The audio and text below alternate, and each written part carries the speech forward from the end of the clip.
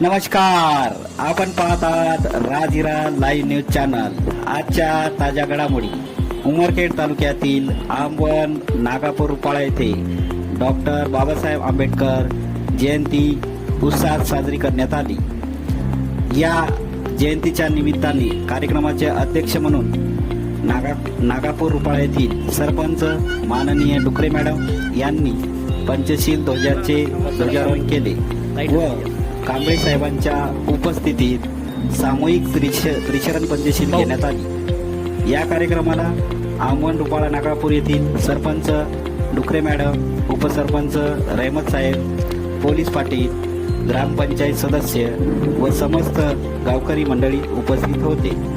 या कार्यक्रमाला प्रमुख पाहुणे म्हणून माननीय विजय कानिंदे सर, धुळे सर यांनी डॉक्टर बाबासाहेब आंबेडकर यांच्या जीवनचरित्रावर मार्गदर्शन केले। विशेष म्हणजे यावर्षी प्रथमच पंचशील महिला मंडळ यांनी हा कार्यक्रम आयोजित करण्यात आला होता व या कार्यक्रमाला असंख्य पुरुष व महिला मंडळी उपस्थित होते। आभार प्रदर्शन म्हणून राजेश पुणेश्वर यांनी केले। मुख्य संपादक राजहिरा न्यूज उमरखेड। आज 14 एप्रिल 2024 डॉक्टर बाबासाहेब आंबेडकर यांच्या 133व्या जयंतीनिमित्त आपण या ठिकाणी उपस्थित झालेलो आहोत। विश्वाला शांतीचा आणि क्रांतीचा संदेश देणारे तथागत भगवान गौतम बुद्ध, बोधिसत्व, महामानव, कायदे पंडित, संविधान निर्माते डॉक्टर बाबासाहेब आंबेडकर, महात्मा ज्योतिबा फुले यांच्या प्रतिमेला प्रथम अभिवादन करतो। आज आंबवन रुपाळा येथे उपस्थित सर्व गावच्या सरपंच, डुकरे मॅडम आणि उपसरपंच रहमत खान, कांबळे काका, मला सर्वांचे नाव काही येत नाही, माहीत नाही, पण उपस्थित सर्व आंबवन रुपाळा येथील बांधव आणि महिला सर्वांना मी 133व्या जयंतीनिमित्त सर्वांना खूप खूप शुभेच्छा देतो। आजचा दिवस हा आपल्याला शिक्षणाचा अधिकार दिला आहे।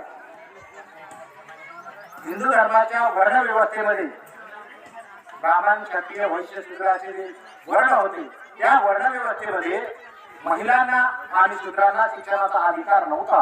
तो अधिकार बाबासाहेबांना आपल्याला दिला आहे। बाबासाहेब त्यावेळी जेव्हा जन्मले होते तेव्हा तेही शूद्र होते, तरी पण त्यांना शिक्षण मिळालं। का मिळालं? म्हणजे शूद्रांना शिक्षणाचा अधिकार नव्हता, पण बाबासाहेब शूद्र असताना शिक्षण त्यांना मिळालं। हा एक विचार करण्याचा विषय आहे। बाबासाहेबांना शिक्षण मिळण्याच्या मागे इंग्रज सरकार काळात महत्वपूर्ण ठरते। बाबासाहेबांचे वडील रामजी सकपाळ हे भारतीय सैन्यामध्ये इंग्रजांच्या मिलिटरीमध्ये सुभेदार म्हणून कामाला होते आणि तिथे नोकरी करणाऱ्या मिलिटरीच्या लोकांच्या मुलांना शिक्षण घेण्याचा अधिकार इंग्रज सरकारने दिला होता। पण आजकाल काही पुस्तकामधून असं सांगले जाते की इंग्रजांच्या सरकारच्या काळामध्ये स्त्रियांना आणि शूद्रांना शिक्षण घेण्याचा अधिकार नव्हता। हे चुकीचं आहे। शिक्षण घेण्याचा अधिकार स्त्रियांना आणि शूद्रांना या भारतीय वर्ण व्यवस्थेने नाकारला होता, इंग्रजांनी नाकारलेला नव्हता। इंग्रजांनी तर तो अधिकार दिला होता आणि म्हणूनच बाबासाहेब शिकले म्हणून आपण हा इतका सन्मानाने जमतो आहोत, बसू शकतो, चांगले कपडे घालू शकतो। नाहीतर मागची परिस्थिती काय होती आपल्याला सर्वांना माहिती आहे, त्या गोष्टी पुन्हा पुन्हा सांगण्याची गरज नाही। परंतु आज काय करायला पाहिजे आपल्याला? बाबासाहेबांनी शिक्षणाचा अधिकार दिला, त्या शिक्षणाचा फायदा घेऊन आपल्यासोबतच आपल्या समाजातील जे गरजू मुलं मुली असतील त्यांच्या शिक्षणासाठी आपण काम केलं पाहिजे, त्यांच्या भल्यासाठी काम केलं पाहिजे। आता असा एक विचार आहे की शिक्षण हे साधन आहे, साध्य नव्हे। म्हणजे आपल्याला एखादी गोष्ट मिळवायची असेल, आता आपण शेतात कामाला जात असेल तर आपल्याला विळा लागतो। विळा हे साधन आहे, पण काम करून घेणे हे साध्य आहे। मग शिक्षण हे या विड्यासारखं एक साधन आहे, त्याचा वापर आपण कुठं कुठं करणार, कसा कसा करणार हे आपल्यावर अवलंबून आहे. बाबासाहेबांना आपल्याला विचार करण्याची क्षमता दिलेली आहे, कार्य करण्याची प्रेरणा दिलेली आहे. म्हणून महिला मंडळीला माझी नम्र विनंती आहे, हात जोडून विनंती आहे, आपल्या मुला मुलींना शिकवा. मागच्या वेळेस मी बोललो होतो की शिक्षण फार महत्वाचं आहे. शिक्षण जर मिळालं तर माणूस बुद्धी होतो आणि आपल्या चांगल्या पद्धतीने जीवन जगण्यासाठी तयार होतो. आता आपण सामान्य लोक काय करतो की शिक्षण घेऊन नोकरी मिळाली पाहिजे, मला पैसा मिळाला पाहिजे, मला घरदार मिळालं पाहिजे, गाडी मिळाली पाहिजे, एवढ्यापुरतं आपल्यापुरतं मर्यादित राहतो. बाबासाहेबांना जर असा विचार केला असता आपल्यासारखा की मी घेतलेल्या शिक्षणानं मला चांगली नोकरी मिळाली, माझ्या कुटुंबाचं सर्व चांगलं झालं असतं, तर आपले काय हाल राहिले असते याचा विचार करा. बाबासाहेबांना बऱ्याचशा नोकऱ्या आल्या, प्राध्यापकाच्या वकिली करण्याच्या बऱ्याचशा नोकऱ्या आल्या, पण त्यांनी त्या नाकारल्या, त्या आपल्यासाठी नाकारल्या. माझ्या समाजाचं काय होईल, मी माझ्या समाजासाठी काहीतरी केलं पाहिजे.